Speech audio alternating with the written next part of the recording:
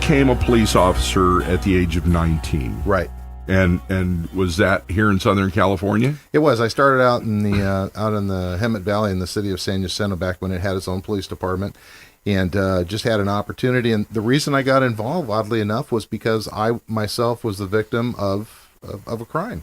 I had just started to go to junior college, and I was working at a local service station. And one evening, a couple of guys came in armed and decided to hold up the station, and I was there. And through both a bit of an assault and the robbery, I took a pretty good interest in that, and it motivated me to get more interested in what public safety had to offer, and certainly that case exposed me to something that I hadn't considered in the past. And as I looked at it, I became genuinely interested and just pursued that, and was very fortunate. I guess I just demonstrated an aptitude early on and was able to start my career as a full-time police officer at the age of 19, and started and kind of moved on. And sometimes that's how opportunity comes along. It's from crisis that you find that there might be something available to you, and for you to be able to carve something out that is much more meaningful. And that's what I found. And I was very fortunate to enjoy a terrific career and be surrounded by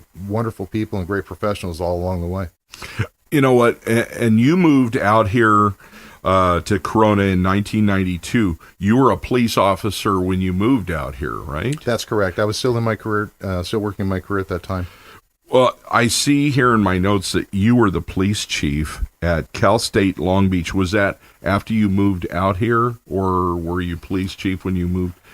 When our family arrived in Corona in 1992, I had just accepted a position in a more of a leadership role as a supervisor at Cal State Fullerton, and I was asked to come on board and help them. They were opening up a new stadium and sports complex on campus, and they asked me to help them work with a variety of things, one of which was with special events, and at the time they still had a football team, such as it was. Yeah. But they had a lot of terrific programming going on at that university, and it was one of the great universities in Southern California at the time already, and it was a terrific opportunity to get involved with a variety of different things. So working there as a sergeant at the time, and then later on I promoted to lieutenant and moved over to Cal State Long Beach, where I spent the remaining part of my career for about 11 years. And then bumping up, you were like, let's say right around 2004, you became a member of the Planning Commission over at the city of Corona, and then from there you progressed upward.